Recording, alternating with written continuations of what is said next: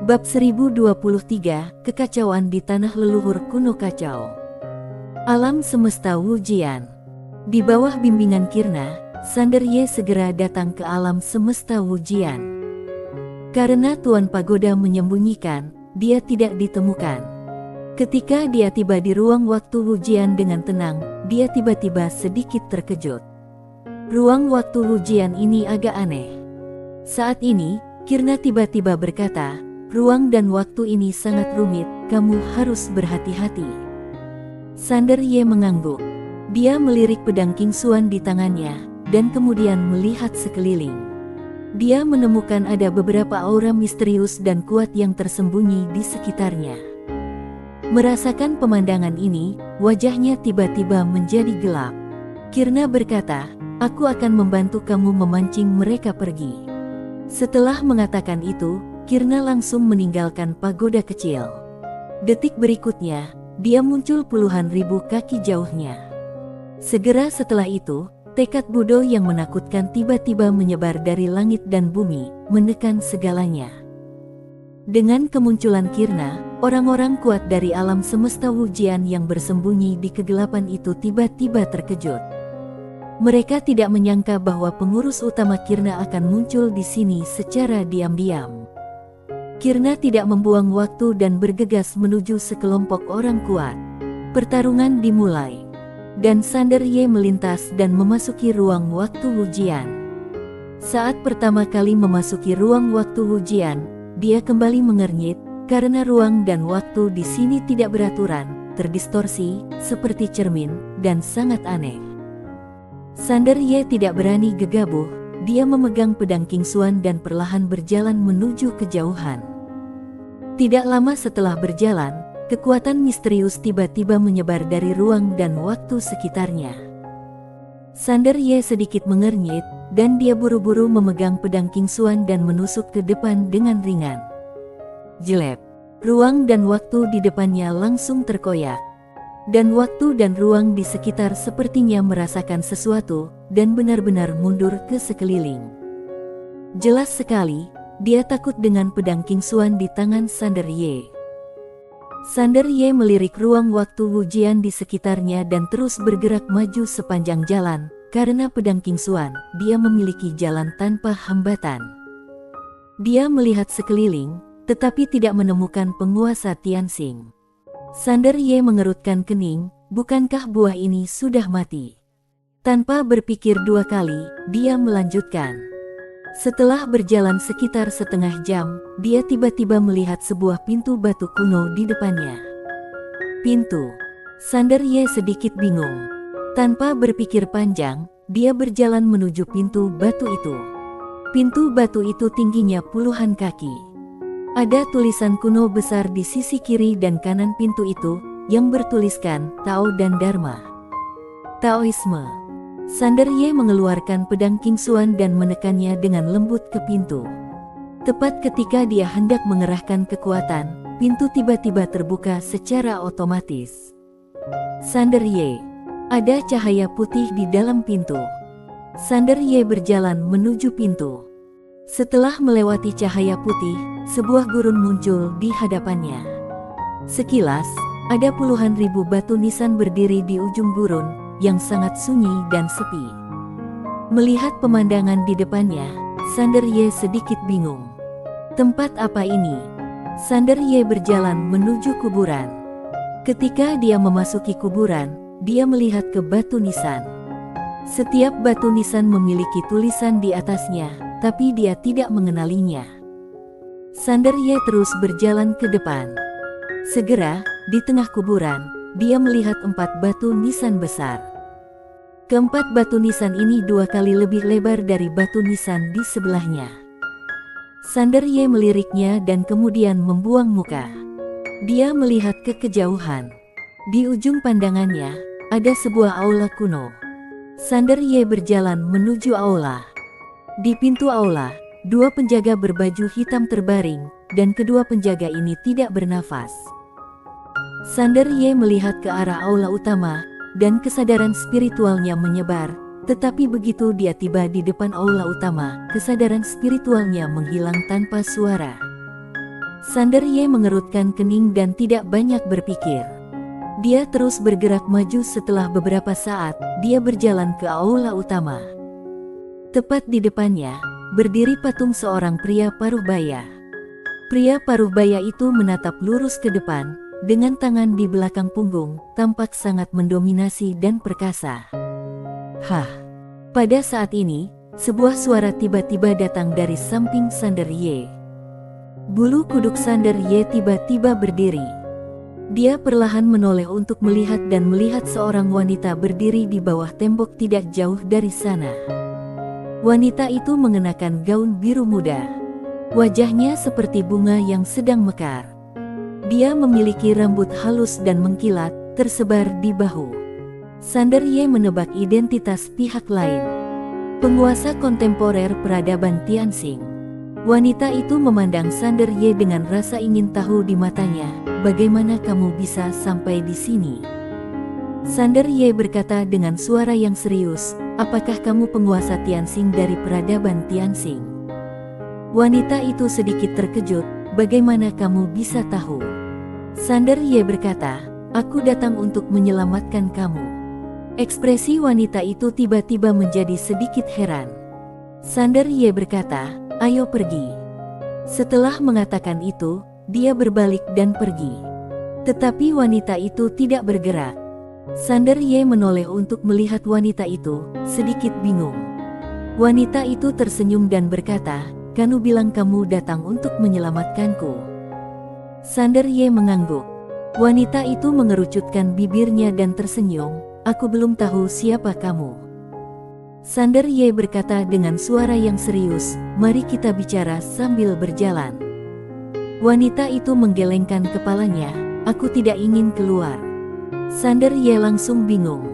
Wanita itu tersenyum dan berkata, "Selain itu, kalau aku ingin keluar, aku bisa keluar kapan saja." Sander Ye sedikit terkejut, lalu wajahnya menjadi gelap, "Kamu bisa keluar kapan saja?" Wanita itu tersenyum dan berkata, "Ya." Sander Ye menatap wanita itu, "Apa kamu tidak tahu apa yang terjadi di luar?" Wanita itu sedikit bingung, apa yang terjadi? Sander Ye menghela nafas dengan suara rendah, peradaban Tianxing hampir hancur. Alis wanita itu tiba-tiba mengerutkan kening, bagaimana mungkin? Dengan kina di sana, bagaimana peradaban Tianxing bisa dihancurkan? Sander Ye melirik wanita di depannya dan tidak bisa berkata-kata. Dia awalnya mengira wanita ini terjebak di sini, tetapi dia tidak menyangka pihak lain akan mengambil inisiatif untuk tinggal di sini. Wanita itu bertanya, apa yang terjadi di peradaban Tianxing? Sander Ye menceritakan secara singkat apa yang terjadi di peradaban Tianxing. Saat mendengar Funi keluar dari penjara, ekspresi wanita itu akhirnya berubah. Setelah mendengarkan perkataan Sander Ye, wajah wanita itu muram seperti air. Dia tidak menyangka hal sebesar itu akan terjadi di peradaban Tianxing. Sander Ye juga sedikit terdiam. Perang saudara di peradaban Tianxing hampir menghancurkan peradaban. Dan sebagai bos peradaban Tianxing, dia tinggal di sini tanpa muncul. Setelah beberapa saat, wanita itu memandang Sander Ye, "Siapa namamu?" Sander Ye berkata, "Sander Ye." Wanita itu mengangguk sedikit, "Nama aku Yangi. Terima kasih banyak atas bantuan kamu kepada peradaban Tianxing." Setelah itu, dia membungkuk dalam-dalam pada Sander Ye. Sander Ye berkata dengan suara yang serius, "Alam semesta Wujian dan aliansi jalan jahat tidak akan menyerah. Prioritas utama kita adalah meninggalkan tempat ini." Yangi berkata, "Aku masih membutuhkan sedikit waktu." Sander Ye sedikit bingung, "Apa?" Yangi melihat sekeliling dan berkata, "Apakah kamu tahu di mana tempat ini?" Sander Ye menggelengkan kepalanya. Yangi tersenyum dan berkata, "Tanah leluhur kuno kacau." Sander Ye mengerutkan kening, peradaban zaman kuno kacau. Yangi mengangguk dan menunjuk ke patung tidak jauh dari situ. Ini adalah kaisar kuno kacau dari peradaban era kuno kacau, dan kuburan di luarnya adalah kuburan kuat leluhur kuno kacau. Berbicara tentang ini, dia melihat ke arah Sander Ye. Dia belum mati, dia hanya tertidur lelap. Sander Ye sedikit terkejut, belum mati. Yang Yi mengangguk. Di zaman kuno kacau, klan kuno kacau dianggap sebagai peradaban terbesar di zaman kuno kacau. Tetapi, selain mereka, ada klan besar lainnya, tetapi tidak sekuat mereka. Belakangan, klan kuno kacau menyebabkan bencana besar dan diserang. Musuh menyerang dan kekuatan mereka rusak parah. Klan lain mengambil kesempatan ini untuk melancarkan perang genosida. Klan kuno kacau diserang dari kedua sisi dan akhirnya dikalahkan.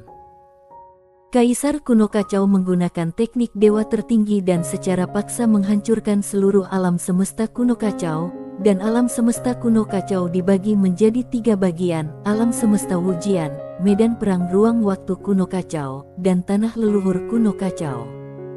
Berbicara tentang ini, dia melihat sekeliling. Ini adalah tanah leluhur kuno kacau. Untuk melestarikan keluarganya, Kaisar kuno kacau menyegel semua orang kuat di keluarganya dan membiarkan mereka tidur di sini, dan ruang waktu Wujian di luar digunakan dia untuk melindungi tempat ini. Sander Ye bertanya, apakah Kaisar kuno kacau ini sudah mati? Yang Yi menggelengkan kepalanya, aku tidak tahu. Sander Ye bertanya lagi, apakah peradaban kuno kacau ini merupakan peradaban tingkat 6? Yang Yi tersenyum dan berkata, mungkin tidak, tetapi seperti peradaban Tianxing, mereka seharusnya sedang menuju peradaban kosmik tingkat 6. Saat dia berbicara, dia menunjuk ke dinding tidak jauh dari sana, lihat ke atas. Sander Ye melihat ada banyak kata-kata aneh yang terlukis di dinding. Dia tidak dapat memahaminya sama sekali. Sander Ye memandang Yang Yi, dan Yang Yi menjelaskan, arti umumnya adalah mereka sudah mempelajari Timelin dan multi alam semesta. Selama penelitian mereka berhasil, maka mereka bisa menjadi peradaban tingkat 6 dan bisa langsung mereduksi dimensi dan menekan semua peradaban yang berada di bawah tingkat ke-6. Pengurangan dan penekanan dimensi. Saat ini, Sander Ye memikirkan Kaisar Brahma Yama sebelumnya. Ketika orang-orang kuat dari peradaban kosmik di bawah level 6 mati, pada akhirnya akan diserap oleh mereka. Ini setara dengan membesarkan banyak sekali kosmos peradaban seperti sapi. Yang Yi melanjutkan, dapat dilihat bahwa peradaban zaman kuno kacau ini hampir berhasil. Tetapi secara tak terduga dia menghadapi musuh yang kuat. Berbicara tentang ini, dia menoleh untuk melihat ke arah Sander Ye. Tahukah kamu apa artinya ini? Sander Ye berkata dengan suara yang serius, maksud kamu, peradaban di atas tidak ingin peradaban di bawah menerobos. Yang Yi mengangguk, sangat mungkin sumber daya seluruh alam semesta terbatas. Kalau ada tambahan peradaban kosmik tingkat 6, berarti sumber daya harus dialokasikan kembali. Peradaban di atas pasti tidak akan mengizinkannya. Oleh karena itu, aku kira peradaban di atas sudah mengawasi kita, dan mereka mungkin membiarkan kita bertahan hidup karena kita memiliki kegunaan yang lebih besar. Berbicara tentang ini, dia memandang Sander Ye, ini seperti memotong daun bawang panen satu gelombang tahun ini dan lainnya tahun depan. Bagaimanapun, selama kamu tidak mencabut akamnya, kamu dapat memotong 1 kali setiap tahun. Sander Ye melirik Yang Yi dan harus mengatakan bahwa dia terkejut. Otak buah ini agak luar biasa. Yang Yi melanjutkan, tapi ini normal. Hukum alam semesta adalah ikan besar memakan ikan kecil, dan ikan kecil memakan udang. Saat dia mengatakan itu, dia melihat ke arah Kaisar kuno kacau tidak jauh dari sana. Buah Sander Ye, aku akan memberimu kesempatan, apakah kamu menginginkannya? Sander Ye berkata dengan sungguh-sungguh, aku bukan buah. Yang Yi mengangguk, oke, buah Sander Ye. Sander Ye. Yang Yi memandang Sander Ye dan tersenyum, apakah kamu ingin kesempatan? Sander Ye berkata dengan tegas, ya. Bersambung.